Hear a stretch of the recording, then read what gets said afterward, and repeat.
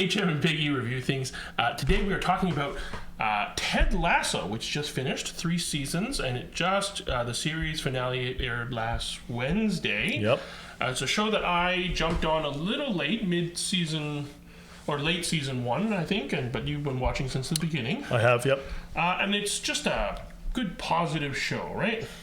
Yeah. Yeah. What would your overall thoughts on the series? I would use the word or the phrase a breath of fresh air in a world where I just finished watching Succession, where I'm watching Game of Thrones and everything's dark and gritty or very sarcastic kind of humor. It's sort of about a character who's trying to be kind and positive and good old-fashioned team spirit kind of comedy / drama.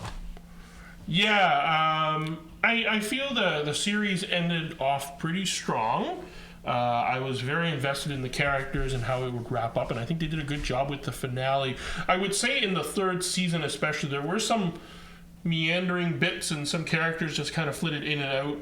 Yeah, some incomplete character arcs. Yeah, but of the main cast, they did a really good job. Yeah, the other thing I want to point out is that it is self-contained at 3 seasons. I'm glad it did not go to, we'll see what happens, and go to, 9 seasons later, we better wrap it out because it's getting bad. Right. So I don't know if that was their plan all along. I think it was. I think the showrunners and the writers have said before that it was always planned to be 3. I really like that. I know there's a lot of shows that, like, they'll have an idea, they'll write a pilot, and then over seasons they'll discover the character. Yeah. And then, to your point, they'll just keep going, and it'll just go in too long, and then the character gets terrible.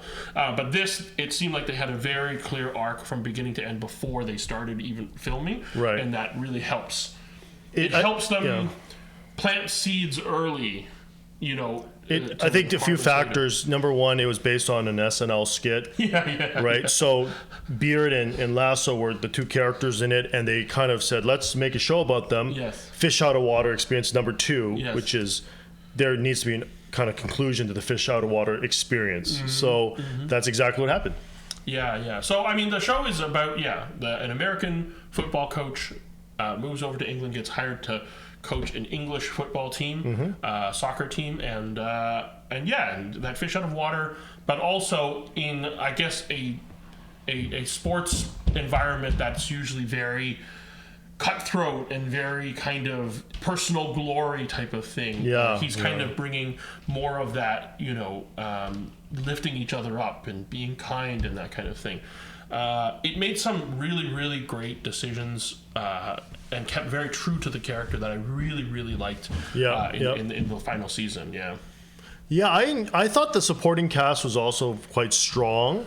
That's what made the show interesting, was there was a good supporting cast, some standouts for sure, and that also made it good. Now, the sort of on the negative side was there's a lot going on, particularly in the 3rd season, with a lot of different stories. It was hard to focus on the actual character of Ted Lasso. And I think there were several episodes where he was barely featured. Yeah, he was sort of an extra, so I didn't really love that part. I think they really should have focused on the team more. I understand, though, maybe watching this football game all the time and doing the typical underdog wins the entire thing is a bit tropey and easy. Which is, I'm glad they didn't win the whole thing. Okay. They beat, the spoilers, I guess we're getting into spoilers. Yeah. I like that they beat their rivals. Yeah. They were close, but they didn't win the whole thing. And it goes to Ted's point, very early on in season 1, that it's not about winning. Winning is good, but it's about making these people the best versions of themselves, right? And you and I both love a good redemption arc. Yeah. The Last Airbender is one of our favorite shows because Zuko's redemption arc is so good. Really peak. Jamie Tart is now right up there for me. In season 1, he was a Zuko. You couldn't have hated him more in season 1, but by season 3, it was, oh my goodness, we love this character. Just rooting for him completely. And then and a lot of the other side characters, as you're talking about, the Roy Kent character, Nate, which I think his redemption arc wasn't as. It was a bit too easy. It just was. He was like the evil bad guy, and then suddenly he had a humbling moment, and then he was part of the team again. I don't think it was complete. I don't think it was. I've heard that too. I've read that people thought it wasn't it wasn't fully earned, or it wasn't given enough time for him to, because that was one of the criticisms of season 3 and the finale, even, that a lot of the details seem to just happen in between episodes or happen off screen, right? And so his redemption, part of it, him leaving the team, was off screen, but I guess I never saw him truly as a villain, right? Like he was the antagonist, but it was due to his circumstances, due to his insecurities, due to his all that kind of stuff. And so I hated him. He played an excellent villain, Nick Mohammed, I think is his name. But I sympathized enough with him that when that redemption came, it's like, oh yeah, that feels genuine. I mean, in some ways, it's just a feel-good comedy. Yeah.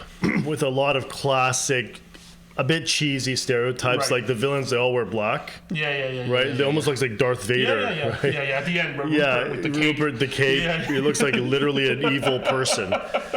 Villain from a superhero comic book. So, I mean, but I'm okay with that.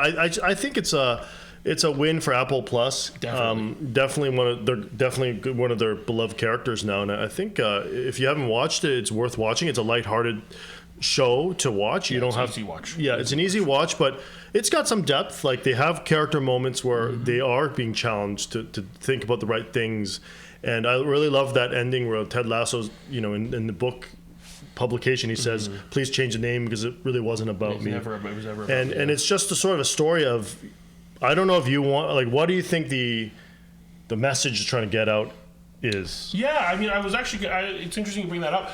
I think ultimately it is about second chances, about seeing the good in people, raising each other up. But then I was going to say that in season 2, they detour a little bit into mental health, and then it's sort of resolved, and they don't kind of touch it again, which I thought was weird. I think they needed something to make Ted a human being versus just a nice machine. Right. So fine, he was struggling with his marriage, with his relationship with his kid, of being an outsider. So it sort of goes through that redemption, but it had a lot of fun moments, this show. I really liked the moment, when, this season, the highlight for me was when they went to Amsterdam. Yeah. And I thought that was a really fun episode. Nice, So I really enjoyed that. And I think it sort of ended the perfect timing. 3 seasons, it told a story. It was really good, Everybody had somewhat of a redemption or just a good character arc. Yeah. And then it ended. And I feel 3, you could have taken out, like, Shandy. Right. You could have taken out Zava. Jack. Yeah, Jack, like all those side characters that kind of, and even Keely had nothing to do in season 3 when she was kind of. It was a real stretch. Yeah, and then if you had focused that more back on your main team and the main kind of the whole football club, it might have been a bit more focused. But overall, I'm happy with the show. Anything you weren't happy with the finale? What else do you think they could have done or should have done better? I have one in mind. That's why I'm.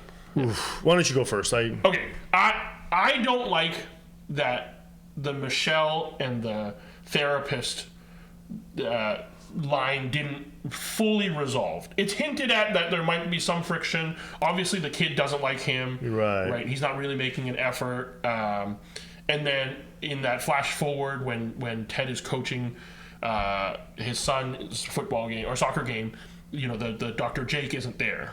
But I don't like that was left because it's implied that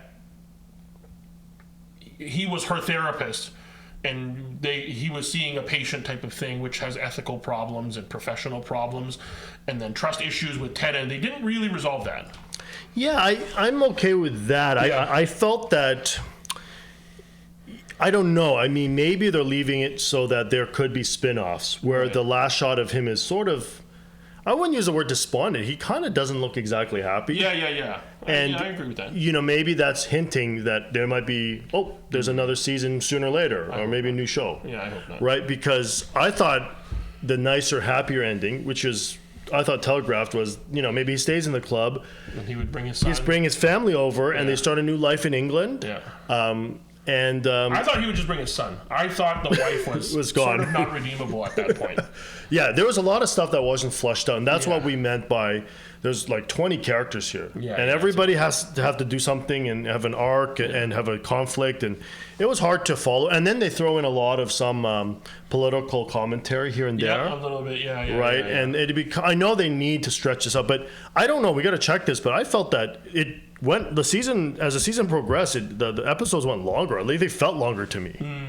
Like I felt season 1 blew by fast. Season 2 was, and then season 3 was. Whoa, man, this is taking a long time to get through these episodes. They're all 50 to 60 minutes long. Right, maybe 40. 40 plus. So another standout character was Rebecca. yeah, she was thought great. She was really, really good. Yeah. She showed huge range of emotions, from the dramatic, to the comedic to musical. I thought she was really. So you like Rebecca, Jamie Tart. Jamie Tart, man. Of course, you got to throw in Ted Lasso. I like Nate, actually. Nate? I like Nate's whole arc. Yeah. Okay, I didn't like his girlfriend. Jade was Unnecessary. a little hard to read, and it's sort of what he needed, or certain parts of the character of the girlfriend ended up being what he needed to kind of Again, because of this massive cast, you can't flush out. And so the characters I never really liked were Keely. I never really felt that she had much of an interesting arc. Why was she on the show? Besides letting those two people fighting about it. Yeah. Roy Kent and Jamie Tart kind of at the end fighting over her. So I don't think she was that necessary. Some of the other cast members, I know that they had to fill out the football team, literally. Yeah. It grew so much. And even the finale, wait, who's this guy? I know. I was like, was he in season 1? Yeah. Right, so they needed... Krim, did you like Trent Krim? I liked him. I thought he was a fine character. I thought maybe the season 3 should have been his... I mean, he was writing the book, but maybe he was a narrator or something. Yeah, that's what... So... and people are saying that Apple should release that book, should write that book and release it, right? Yeah. If Ant-Man is releasing his book... Is he? Yeah, that book that he features in the thing, Paul Rudd, and they're actually releasing it. So written by Paul Rudd, but not. Yeah. So okay. Any other thoughts on Ted Lasso?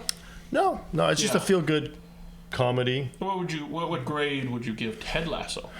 I'd probably give it I'm getting mean here, B+. I think. I'm not sure it moves into A territory because of some of the issues, but it's not going to be my top 10 best comedies of all time. But I think it's a good comedy. It's almost hard to imagine him not doing the accent, because when I've seen him do interviews, I think he always talks that way with a southern accent, but he doesn't, right? What would you give it? I like comedies. Comedies is kind of up there. Yeah, that's your thing. Yeah. I do kind of agree with you that I don't know how high I would slot this, in the list of top 5 comedy sitcoms of all time.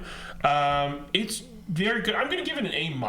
Yeah, okay. Because of the breath of fresh air aspect of it. Okay, all right. I feel that elevates it a lot for me. Yeah, I mean, you're watching... you watched Beef, and I watched half of it. It was just too much. It's the complete opposite, right? It's just... All of that was just all that vitriol, anger that you hold on. This is the opposite of that. This is positivity. This is kindness. This is forgiveness. It's sending the message that humanity still can be good. There is hope. There's hope. Yeah. There's some nice people. Yes. Not everybody's out to abuse you. Be one of those nice people, and so because of that kind of breath of fresh air positivity, it bumps it up to an A-. All right, so it was very enjoyable. I definitely was like eagerly looking forward to each week's release. Sure. And so that's good. Yeah, I haven't done that doesn't happen with every show. Yes. The last one was Picard.